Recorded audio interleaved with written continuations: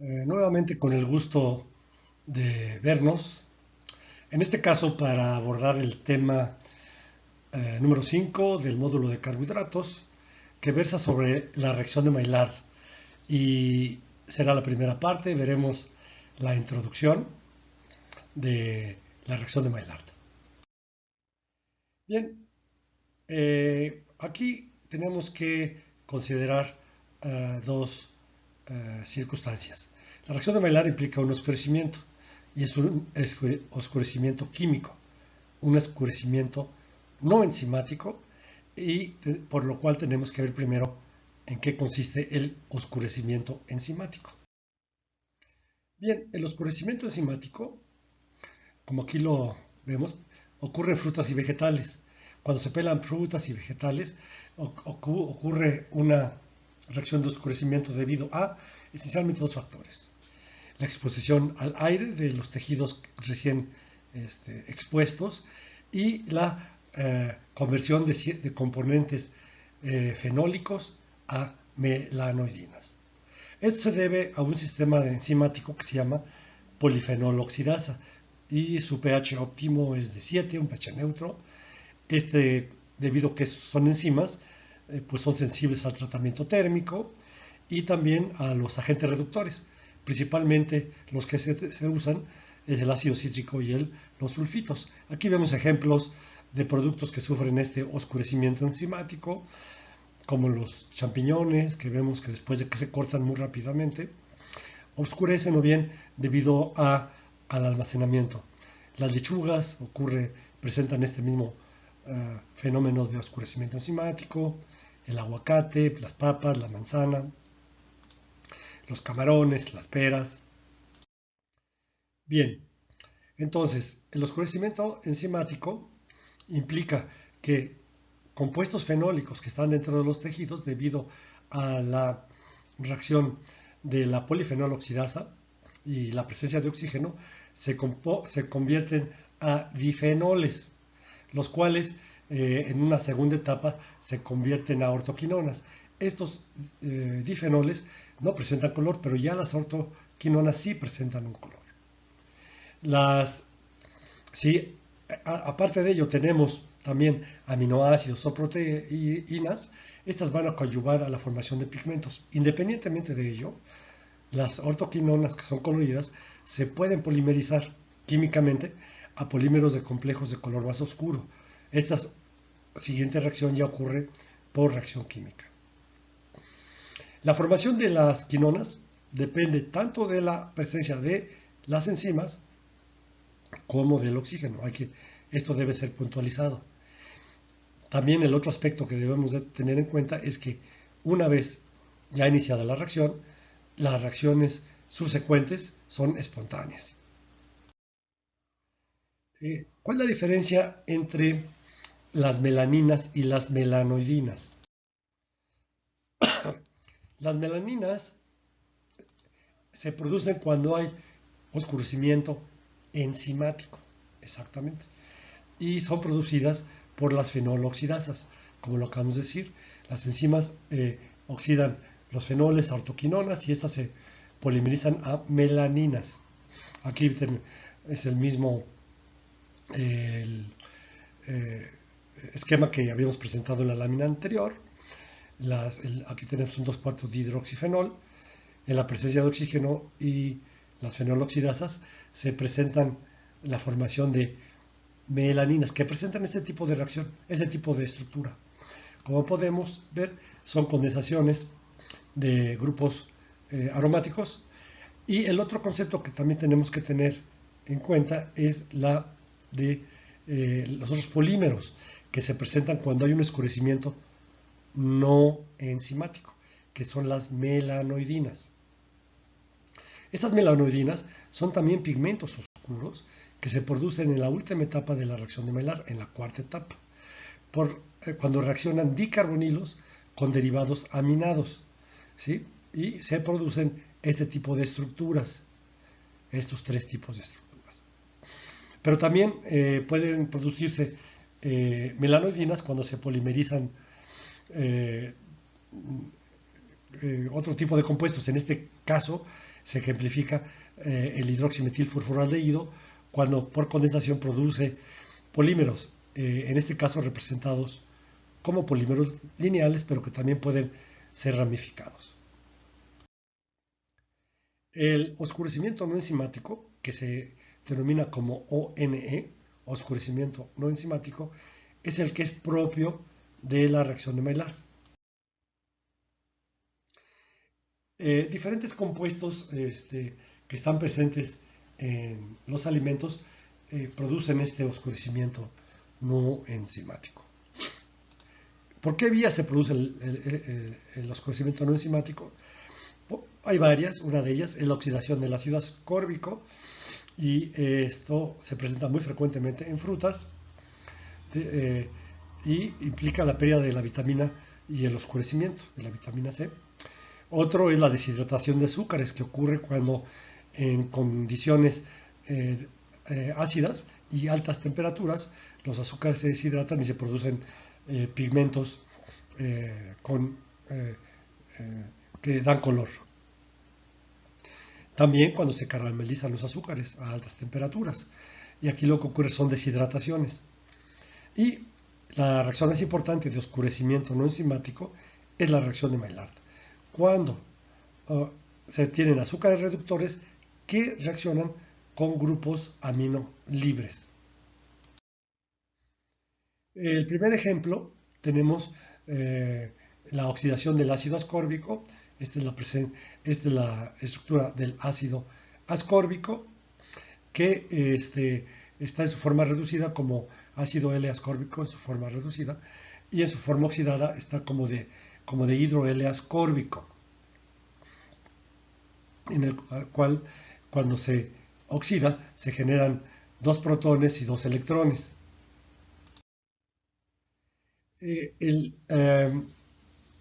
Precisamente el ácido ascórbico es muy empleado para diferir o para inhibir la reacción de oscurecimiento enzimático, en la cual los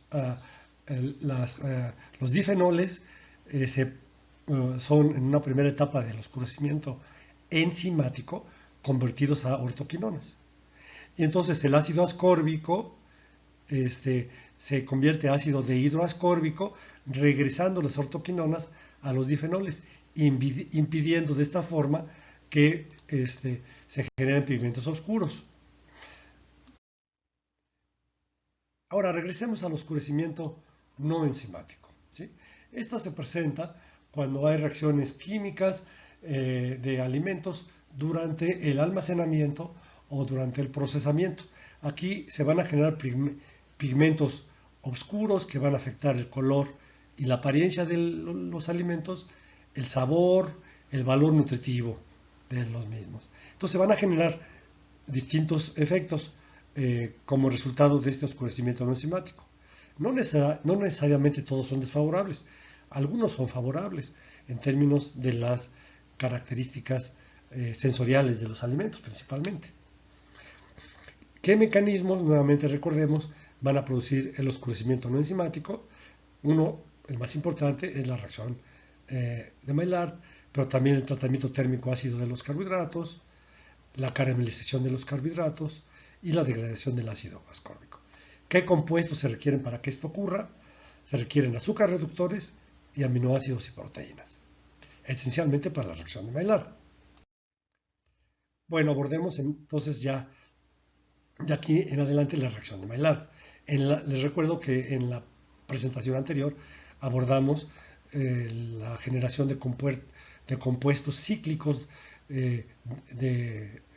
deshidratados, cromóforos, cuando los azúcares son tratados en condiciones ácidas, ¿sí? Los ejemplos claros son HMF, hidroximetilfurfuraldehído, maltol, isomaltol, hidroxiacetilfurano. Todos estos lo abordamos en la presentación anterior. Bien, entonces, abordando entonces ya a partir de ahora la reacción de Maillard o oscurecimiento no enzimático o pardeamiento no enzimático. Es la responsable de muchos de las reacciones que se presentan de oscurecimiento en algunos alimentos. Y aquí vamos a ver algunos de los alimentos en donde ocurre la reacción de Maillard. Por ejemplo, el caramelo cuando se elabora a partir de mezclas de azúcar, el color marrón del pan tostado, en el color de los alimentos como la cerveza, el chocolate, el café, los jarabes de miel, el sabor de la carne asada y las cebollas cocinadas, que cuando se cocinan en sartén se tienden a oscurecer, el color de la leche en polvo o la leche condensada, los productos que se utilizan para las cremas bronceadoras, no propiamente en alimentos, ¿verdad? Entonces veamos que en la reacción de Maillard no nada más hay efectos indeseables, también hay algunos efectos benéficos. Dentro de ellos se encuentra el desarrollo de color y un olor característico y deseable en muchos alimentos, como la costra en los alimentos horneados, diversos postres que son a base de azúcar procesada térmicamente, en las cervezas y bebidas, en café, chocolate y caramelo. Aquí se buscan estos efectos benéficos, pero también hay efectos indeseables en otros productos, como en las leches evaporadas y azucaradas, en los jugos, en los concentrados de jugos, en la leche en polvo, en el huevo en polvo, en la harina de pescado. Bueno, recordemos entonces que la reacción de Maillard va a ocurrir durante la fabricación, en el procesado y en el almacenamiento de alimentos. O sea, no nada más cuando procesamos alimentos, es decir, cuando los fabricamos, también cuando están almacenados. Muchos alimentos tienden a desarrollar coloraciones que pueden mejorar sus propiedades sensoriales, pero que también son indicación del deterioro térmico, del deterioro del alimento, ¿no? En el oscurecimiento o pardeamiento de los alimentos se van a generar colores, desde, desde un amarillo ligero hasta un café oscuro o negro.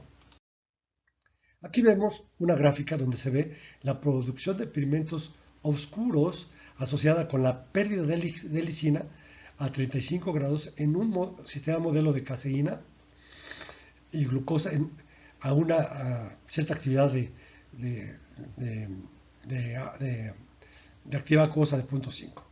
Y aquí vemos la concentración de lisina, cómo va disminuyendo cuando se almacena a 35 grados, ¿sí? Ni siquiera estamos hablando de un procesamiento térmico, ¿no? Y cómo se empieza a generar el pigmento de una manera inversamente correlacionada, ¿no? Aquí cae la concentración de lisina y se va generando el color en el producto. Entonces, lo primero que tenemos que puntualizar es que la reacción de Maillard es un grupo muy complejo de reacciones que transcurren en distintas etapas y que traen consigo la producción de compuestos oscuros en la última, a los cuales le llamamos melanoidinas. Y aquí vemos, por ejemplo, ejemplos de malta tostada por diferentes tiempos, desde un color claro hasta va oscureciendo gradualmente hasta llegar casi a oscuro, cuando el tiempo de tostado, de tratamiento térmico, va aumentando. Para que ocurra la reacción de Maillard se requiere, por un lado, que se tengan azúcares reductores, ¿sí? Que los grupos carbonilo estén libres de los carbohidratos, ya sea como aldosas o como cetosas. Y también se requiere grupos amino libres, ya sea de un aminoácido o de una proteína. Estos dos requisitos son indispensables para que ocurra la reacción de Maillard. Si no tenemos grupos amino libres, no va a ocurrir la reacción de Maillard. Si no tenemos azúcares reductores, tampoco va a ocurrir la reacción de Maillard. Se requiere que concurran ambos sustratos para que se desarrolle la reacción de Maillard.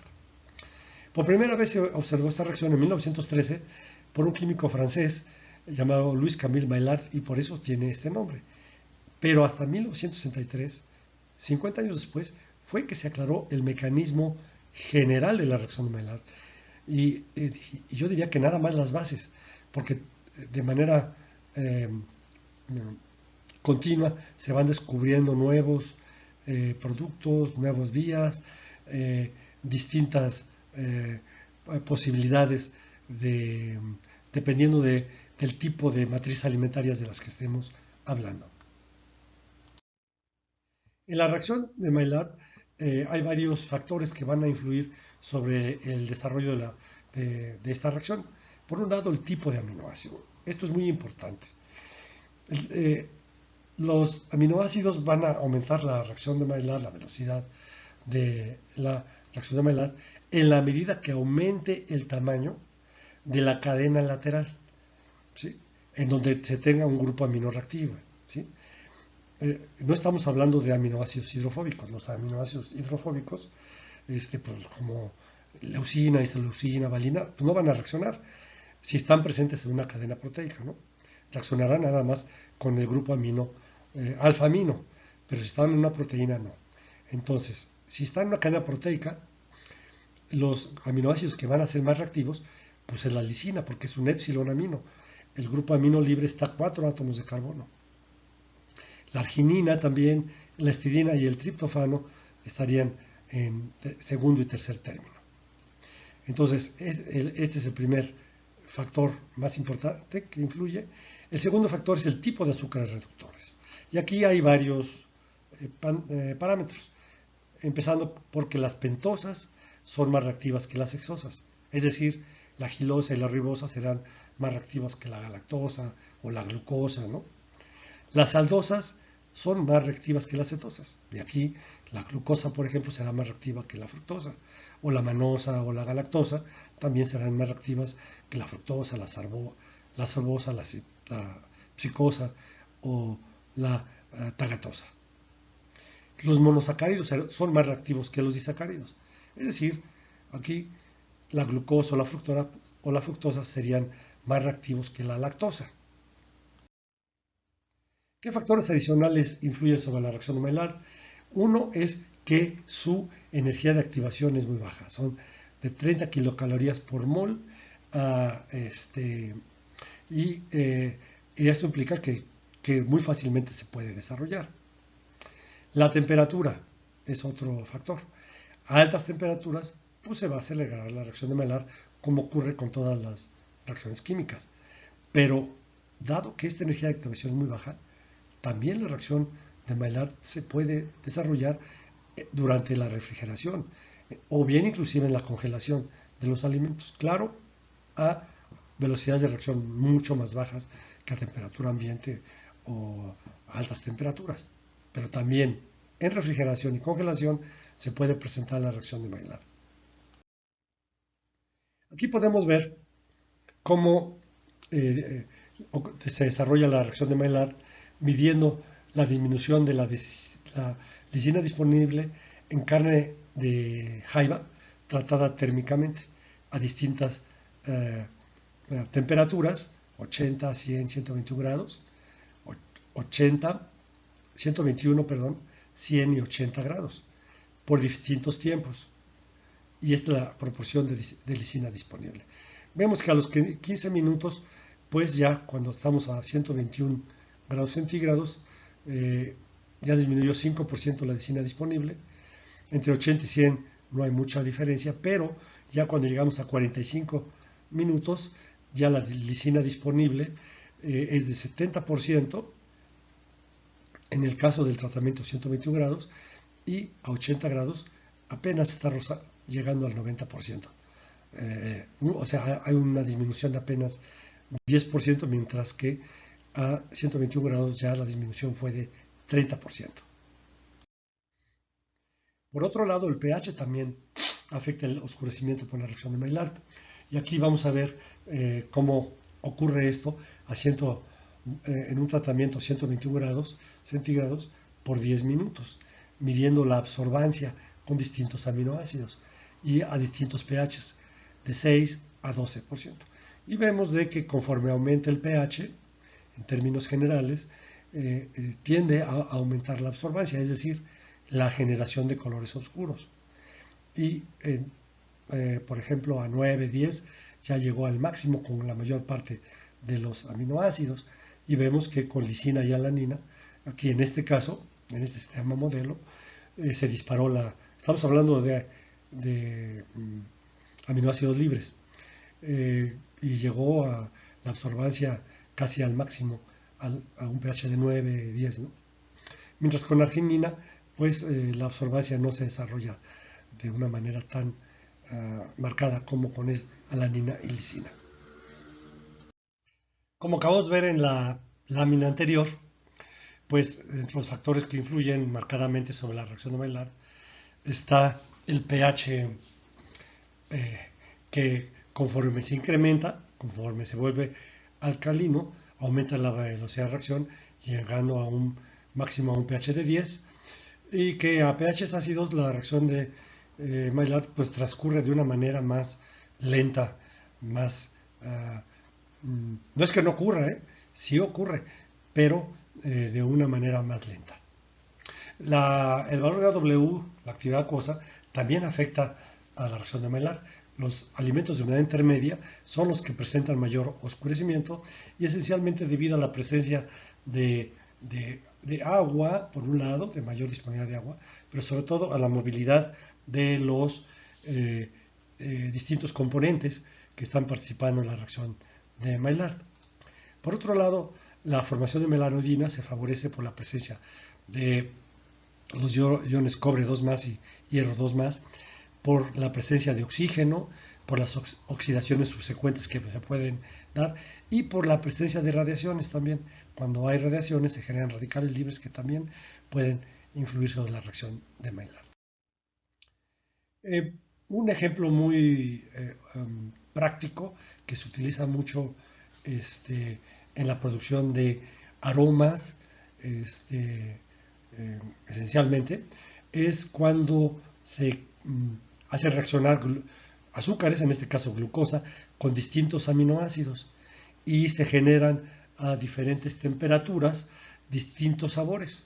Por ejemplo, si nada más tenemos glucosa presente y la calentamos a 180 grados, pues lo que se va a generar es el típico caramelo.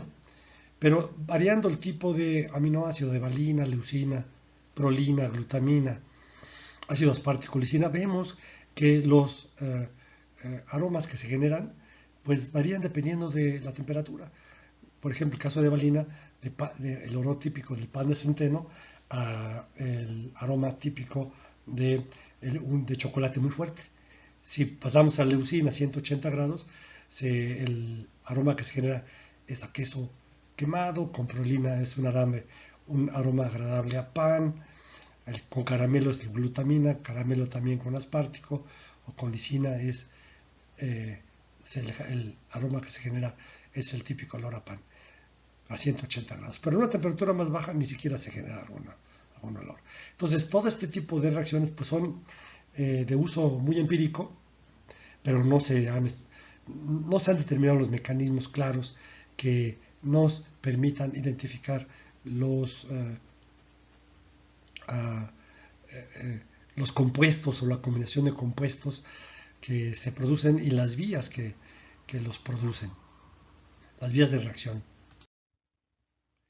Entonces, en la reacción de Maillard y el oscurecimiento vamos a tener esencialmente 4 etapas, y es muy importante que en este momento las enfaticemos. Primero, la primera etapa consiste de la condensación, en donde se va a formar una base de Schiff cuando reaccionen el grupo carbonilo de los carbohidratos con el grupo amino de las proteínas o de los aminoácidos.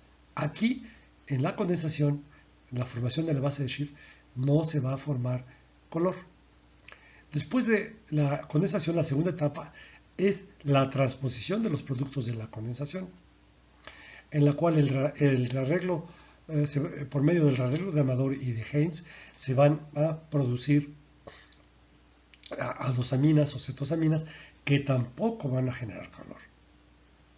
Después, estos productos de la transposición, ¿sí?, que son los que se generan en la segunda etapa, van a reaccionar, y aquí ya se van a empezar, en esta tercera etapa, se van a empezar a generar un oscurecimiento con colores oscuros muy ligeros.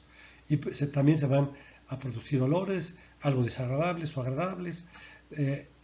Todo esto va a depender del tipo de compuestos que se generen. ¿Qué tipo de reacciones se van aquí a presentar? Por un lado, deshidratación de azúcares por isomerización enólica, formándose reductonas o dehidroreductonas. El otro tipo de reacciones son las ciclaciones y fragmentaciones con síntesis de distintos compuestos como furfural y derivados, maltol, etilmaltol, acetilfurano, que son los responsables del aroma del pan. También se van a formar aldehídos, cetonas, ácidos, alcoholes de 2 a 4 átomos de carbono, como gliceraldehído, aldehído pirúvico, acetol, acetoína y acetilo. Todos ellos dan olores muy característicos. Pero dependiendo del pH y la temperatura, los compuestos que se van a formar van a sufrir modificaciones profundas y van a aparecer con algunos colores, se va a incrementar el poder reductor y se van a generar ligeras tonalidades amarillas. Aquí también se va a presentar una reacción típica, que es la reacción de Strecker, en donde se van a generar, aquí sí, compuestos muy odoríficos y piracinas, aldehídos, muchos de ellos. Aquí se generan aldehídos que van a dar precisamente olores muy característicos. Y finalmente, la última etapa es la etapa donde se generan las sustancias coloridas intensas, que es la polimerización, en donde se van a generar pigmentos oscuros, las melanoidinas, con mecanismos que no son completamente conocidos. Algunos de ellos se han visualizado y los presentaremos en la presentación correspondiente. Entonces, regresando a la primera etapa de la condensación, en donde lo que hemos dicho es que el carbonilo libre de un carbohidrato reductor se va a condensar con un grupo amino libre de un aminoácido o proteína con aminoácidos libres para generar la base de Schiff. Aquí vemos en esta parte, en este recuadro, a la D-glucosa con el grupo carbonilo en forma de aldehído que reacciona con el grupo amino, y aquí se formó la base de Schiff entre el grupo amino y el carbonilo en el aldehído, ¿no? Y en esta otro recuadro con el ejemplo de la sorbosa, donde el carbonilo está en el carbono 2, es un forma aceto, reacciona el grupo amino de la alanina, en este caso, para formar la base de Schiff. Entonces, esta base de Schiff se va a ciclar y va a generar una glucosamina como producto en una segunda etapa, ¿no? Hasta este punto no hay producción de sustancias coloridas ni de compuestos insaturados que puedan absorber la luz. Bueno, ahora vamos a presentar la segunda etapa de la reacción de Maillard, que recordemos es la transposición de los productos de condensación. Recordemos que los productos de condensación es la base de Schiff, ¿no? Y entonces, a partir de los productos de condensación, que es la base de Schiff, que es el doble enlace entre el grupo amino y el carbonilo, que está en la base en el carbono 1, va a haber una transposición, se va a formar una cetosa-amina. Es a partir de las aldosas en términos generales. Pero si yo parto de una cetosa, ¿sí?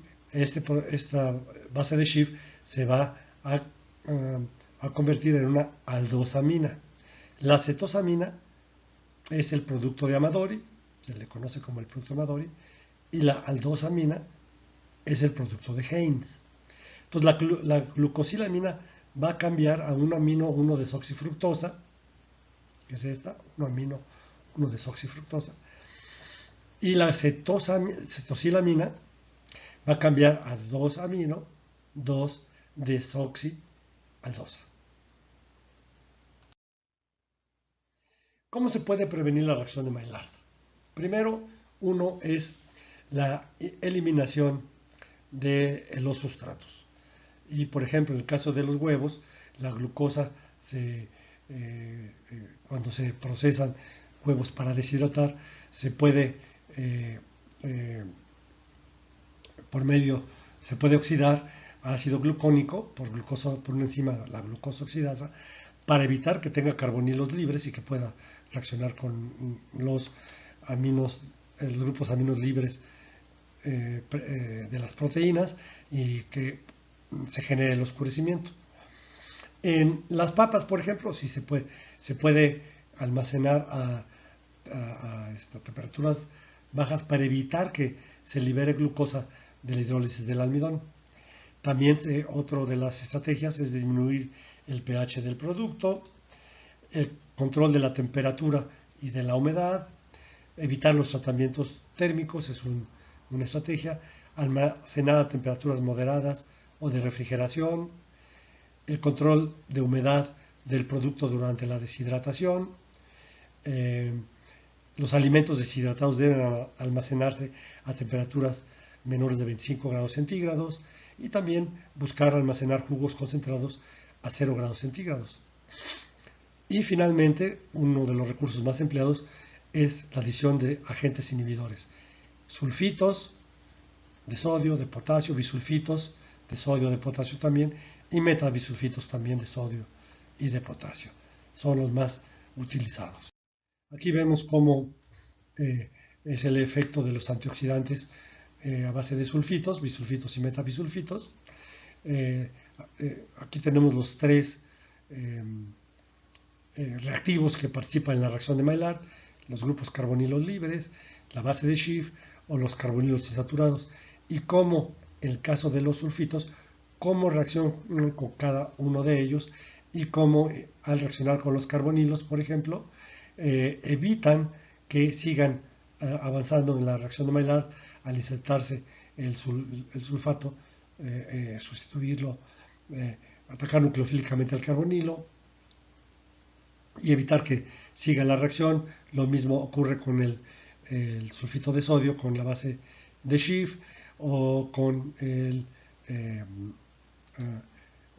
carbonilo insaturado. También esto hace que la reacción de Maillard se quede en una etapa intermedia y no se generen los colores desagradables ni los sabores que normalmente se generan en la reacción de Maillard. Y finalmente aquí presentamos unas tareas que están enfocadas a reforzar los temas que aquí acabamos de presentar en esta sesión y que les recomiendo que las realicen para que abordemos en una sesión, en una ocasión posterior, las dudas y preguntas adicionales que tengan, que les surjan cuando ustedes aborden estos temas que aquí les presento. Les agradezco su atención y espero verlos en la próxima sesión.